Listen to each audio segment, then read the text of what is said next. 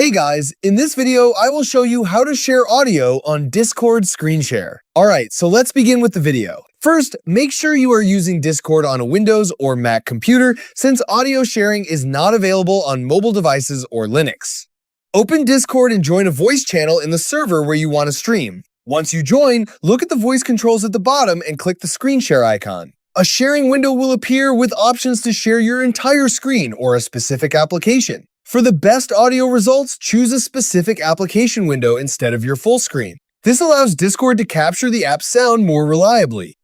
Now select the app that is playing the audio you want to share, such as a game, music player, or browser tab. Once you shared the screen, click on this gear icon and menu will appear. Here, make sure the app is not muted and share stream audio is checked and actively playing.